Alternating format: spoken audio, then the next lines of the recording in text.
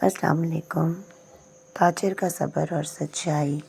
پرانے زمانے کی بات ہے، شام کے قریب ایک شہر حلب میں ایک نیک اور دیانتدار تاجر حارث بن قاسم رہا کرتا تھا۔ اللہ نے اسے عزت، دولت اور پیاری سی فیملی عطا کی تھی۔ اس کے 2 بچے تھے، یوسف اور مریم۔ بیوی زینب نہایت نیک اور سمجھدار خاتون تھی۔ گھر میں خوشیاں تھیں، رزق میں برکت تھی اور محلے کے سب لوگ اس خاندان کی عزت کرتے تھے۔ حارث دوسروں کے دکھ درد میں شریک ہوتا، غریبوں کی مدد کرتا اور اپنے نوکروں سے ہمیشہ نرمی سے پیش آتا، اس لیے سب اسے حارث نیک دل کہہ کر پکارتے تھے۔ ایک دن اس نے تجارتی سفر پر نکلنے کا ارادہ کیا۔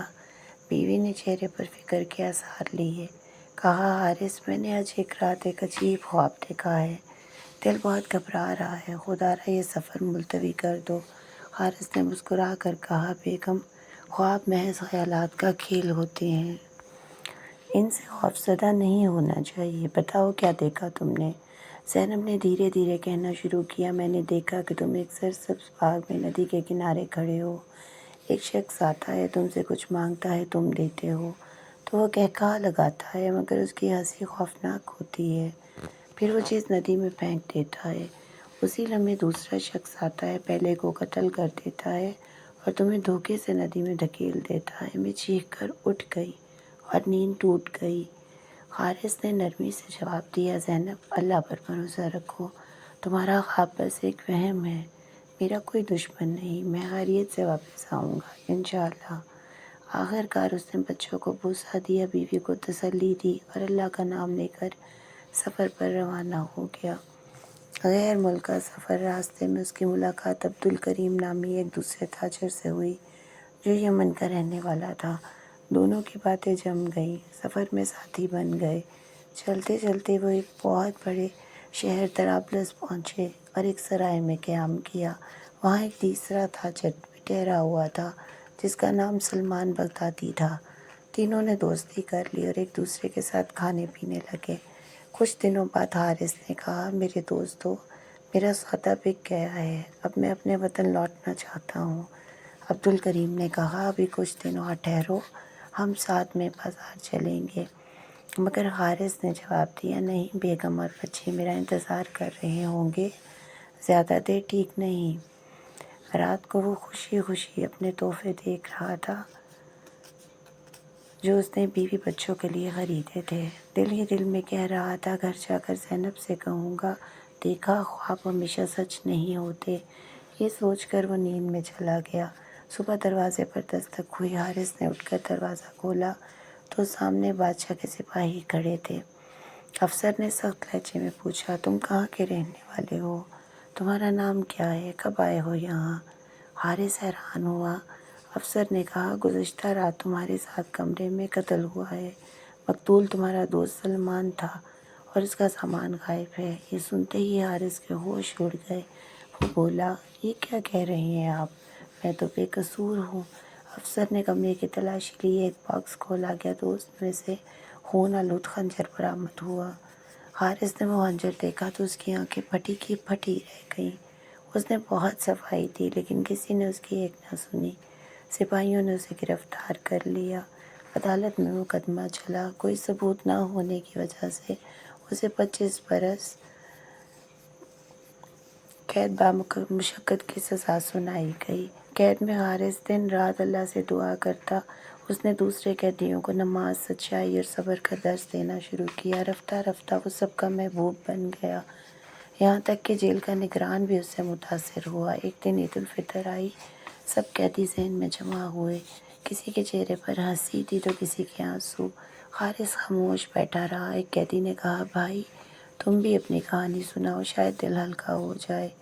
حارث نے آہ بھری اور کہا، میری کہانی غم کی کہانی ہے، مگر سنو، شاید تمہیں کچھ سبق ملے۔ اس نے اپنی بے گناہی اور قید کی روداد سنائی۔